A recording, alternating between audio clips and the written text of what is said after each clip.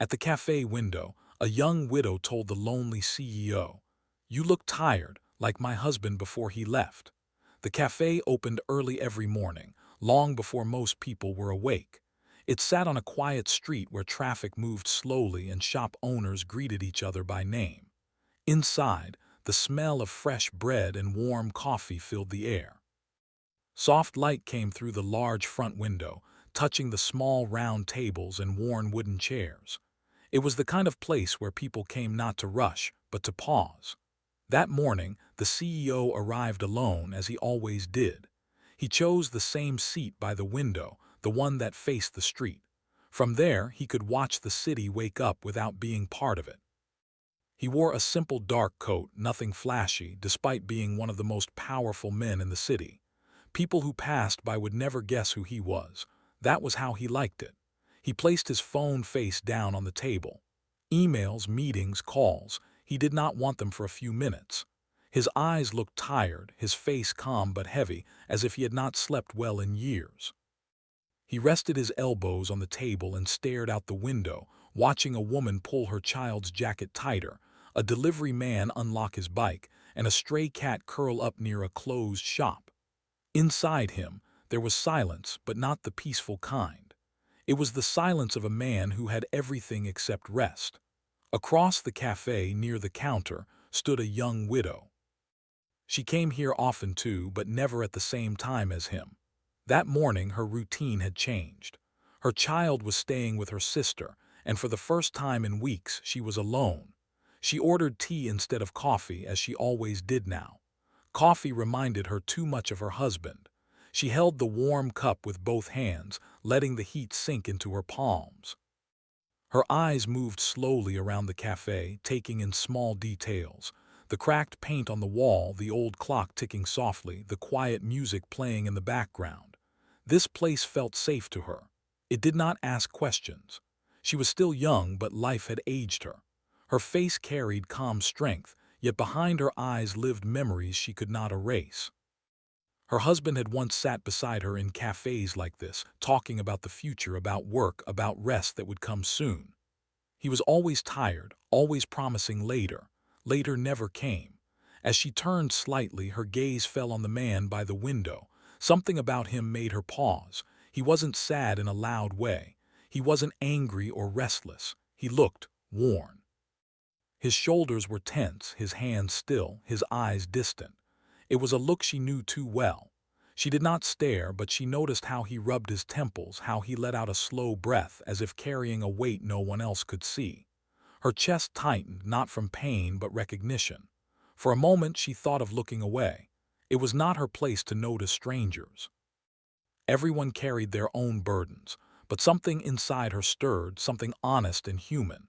The CEO felt eyes on him and glanced inside the cafe. Their gazes met briefly. He looked away first, embarrassed, unsure why. He was used to people looking at him with interest or fear when they knew who he was. This look was different. It held no expectation. She shifted her weight, unsure of herself. She had not planned to speak. She had not planned anything at all. But before she could stop herself, she stepped closer to the window-side table. Her voice was gentle, almost unsure. "You look tired," she said softly. Then, without thinking, the words slipped out. "Like my husband before he left." The CEO froze. He slowly turned toward her, surprised, not offended, not angry, just caught. No one had spoken to him like that in years. No one had spoken to him as if he were simply a man. She realized what she had said and immediately felt regret. "I'm sorry," she added quickly. "I didn't mean to bother you." She stopped, unsure how to explain something that came from memory, not logic. He studied her face. There was no judgment there, no pity, only honesty. "It's okay," he said after a moment. His voice was calm but quieter than she expected. "You didn't bother me." The word surprised even him. If you don't mind, you can sit, just for a minute." "My husband," she said quietly, eyes on her tea, "used to look like that every morning, tired but trying to hide it. He said work was just a phase, that once things settled, life would slow down. Then one day, there was no more time." She did not ask. In that cafe, titles did not matter. For the first time in a long while, the CEO did not feel alone in his exhaustion. And for the first time in many mornings, the widow felt that her words, born from loss, had meaning beyond pain. Outside, the city continued moving. Inside, something quiet and unseen had begun. The silence between them did not feel heavy anymore. It felt careful, like both were holding something fragile. The widow slowly lifted her cup and took a small sip of tea. The CEO watched the steam rise from his coffee and fade into the air. "I didn't mean to bring up the past," she said quietly. "Sometimes words just come out before I can stop them. I think I needed to hear them." He almost added his last name, then stopped himself. For once he wanted to be just Daniel. They exchanged a small, polite smile. It felt strange how natural it was. "You come here often?" he asked. "Yes," she answered. "This cafe helped me breathe again. After everything happened, the walls of my home felt too quiet." She hesitated, then added, "What about you?" "It's the only place where no one expects anything from me." Some things were clear without details. They talked about simple things at first, about the cafe owner who always remembered orders, about how mornings felt different when the city was still quiet, about small routines that kept people steady when life felt uncertain. Amina spoke about her child, about school mornings and packed lunches. Her voice softened when she mentioned those moments. Daniel listened carefully, surprised at how much he enjoyed listening instead of speaking. "I used to think success meant never slowing down," Daniel said after a while. "If I stopped, everything would fall apart." Daniel glanced at his watch and felt something unfamiliar. He did not want to rush. "I should be heading to work," he said, though his tone carried no urgency. "So should I," Amina replied, though she made no move to stand. They both smiled at the same time. Before either of them could change their mind, Daniel spoke again. Would you like to continue this conversation sometime?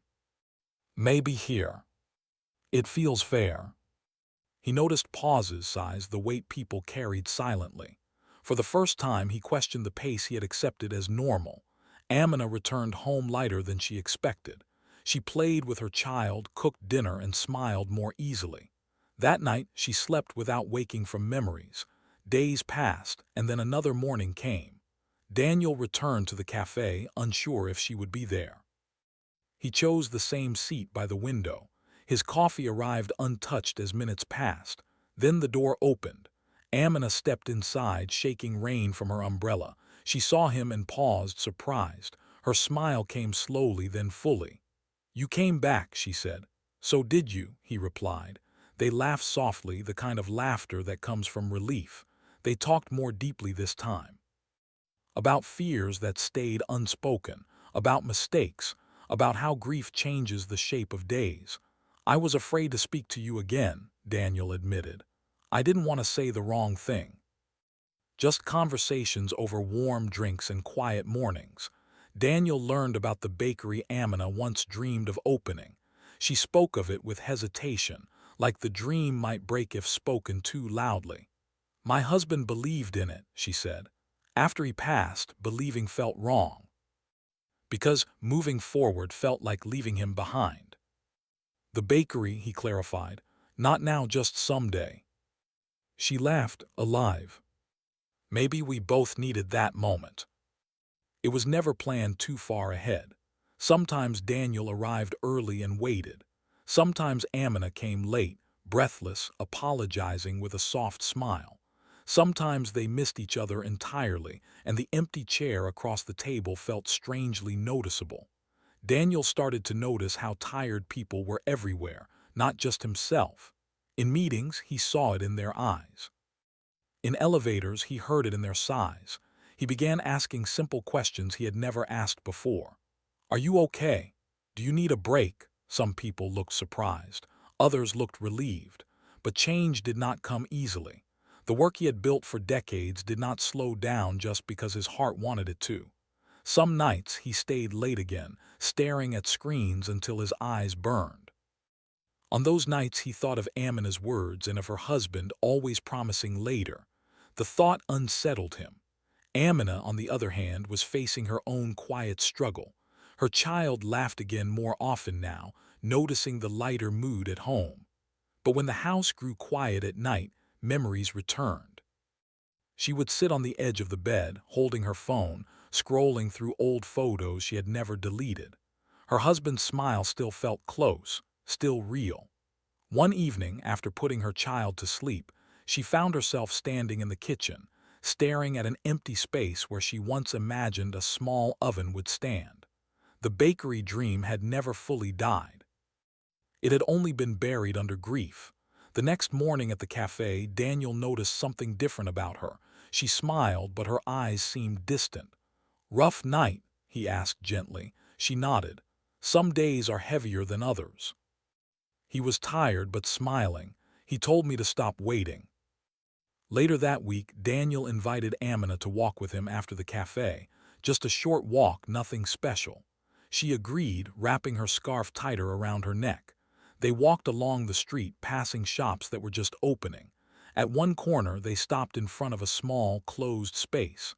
The sign above it was faded. "This place used to be a bakery," Amina said softly. "I used to stop here and imagine my name on the window. But this felt different. This was not about control or success.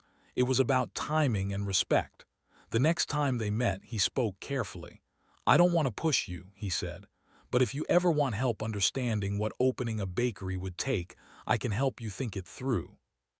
And because someone once believed in you. Neither wanted to replace what had been lost.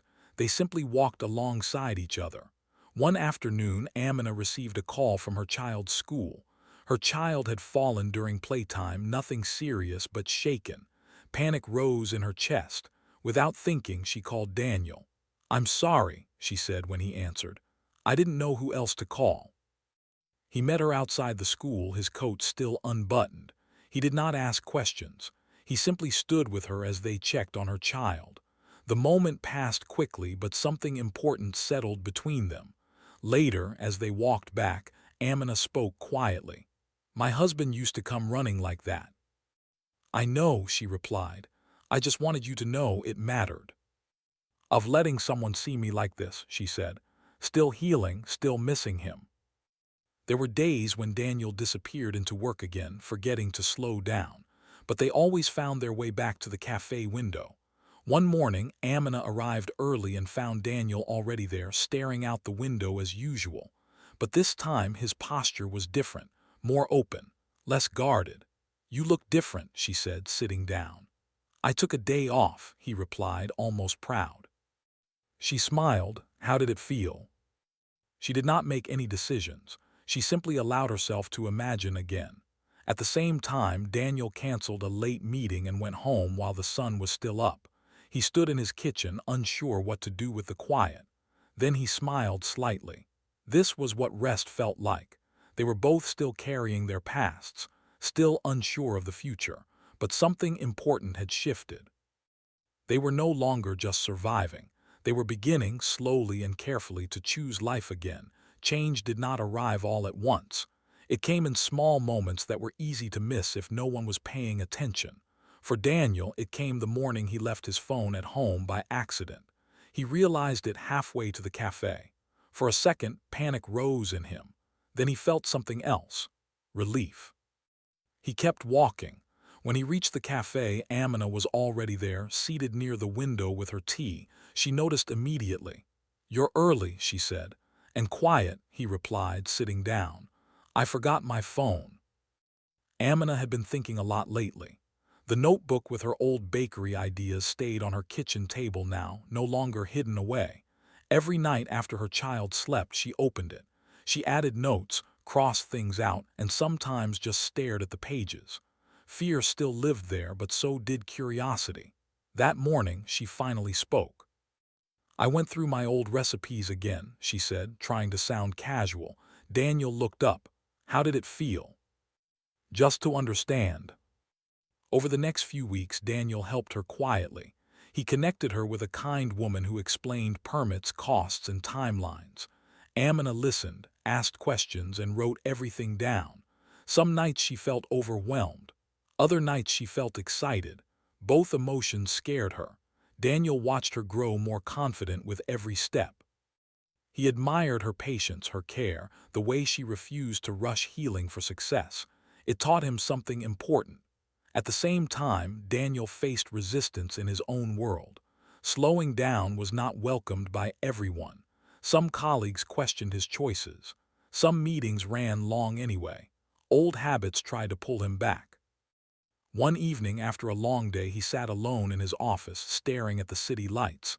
He felt the familiar pull to stay late, to keep pushing. Then he thought of Amina's husband, always tired, always waiting. He stood up, turned off the light, and left. When he met Amina the next morning, she noticed immediately. "You're smiling," she said. "I went home early," he replied. She smiled back. "I'm proud of you." The guilt came again, quiet but persistent. She whispered into the room, "I'm not leaving you behind." Saying it out loud helped. A few days later, the woman Daniel had introduced suggested visiting a small, empty space that was available for rent, just to see it. Amina hesitated for a long time before agreeing. Daniel did not go with her. He understood this was something she needed to face on her own. When Amina unlocked the door to the empty space, dust filled the air. The room was small but bright. Sunlight streamed through the front window. She stepped inside slowly, heart pounding. She imagined shelves, warmth, the smell of fresh bread. Tears filled her eyes, not from sadness but from release. That evening she went to the cafe. Daniel arrived a few minutes later and found her already seated, hands wrapped tightly around her cup. "I saw the place," she said. "He waited. I cried," she continued. "And then I laughed. I don't know what that means. Every time I choose rest over work. But I don't want to be a man who looks tired at cafe windows anymore." Daniel noticed how she smiled at the sound. "I used to avoid places like this," she said. "It reminded me of what I lost." Her hands shook as she signed. When she finished, she sat back and breathed deeply. That evening she met Daniel at the cafe. "I did it," she said simply. He smiled wide, eyes bright. "I'm happy for you." That felt more meaningful. As weeks passed, Amina worked slowly, carefully. She painted the walls, cleaned the space, tested recipes late at night. Her child helped stir bowls and laughed at the mess. Life felt full in a new way. Daniel supported her without taking over. He visited sometimes, offering encouragement, never advice unless asked. He learned how to be present without controlling. One evening, as they locked up the space together, Amina stopped walking. "Daniel," she said. "Yes." Neither of them spoke about the future in clear terms. They did not name their connection. They allowed it to be what it was, honest, gentle, growing. Healing was still happening. Loss was still present. But hope had found a place to stand. And this time, neither of them was running away from it. The morning the bakery opened, the sky was clear and calm. Sunlight touched the street gently, as if the day itself wanted to be kind. Amina stood outside the small shop, keys warm in her hand. Her heart beat fast, but her breathing was steady. For the first time in a long while, fear did not control her. It walked beside her quietly. Her child stood next to her, holding a small paper bag and smiling wide. "Is this really ours?" the child asked. Amina bent down and smiled back. "Yes, we're going to try." She closed her eyes for a moment and whispered, "I'm doing this." It was not a goodbye to her past. It was a step forward with it. Daniel arrived a few minutes later, not in a rush, not dressed for work. He stood outside for a second before going in, watching through the window. Amina looked different, not changed into someone else, but returned to herself. When she saw him, she smiled, a full smile that reached her eyes. "You came." The morning passed quickly. There were small mistakes. A tray placed too early, a receipt printed twice. Amina laughed through it. The laughter felt like release. At one quiet moment, Daniel leaned against the counter. "You look tired," he said gently. She smiled. "A good tired." "I kept thinking," she said softly, "that opening this place meant leaving my husband behind." In the weeks that followed, the bakery became part of the street's rhythm. Not famous, not busy all the time, but steady, honest. People came back because it felt warm, because Amina remembered names, because her child waved from behind the counter after school.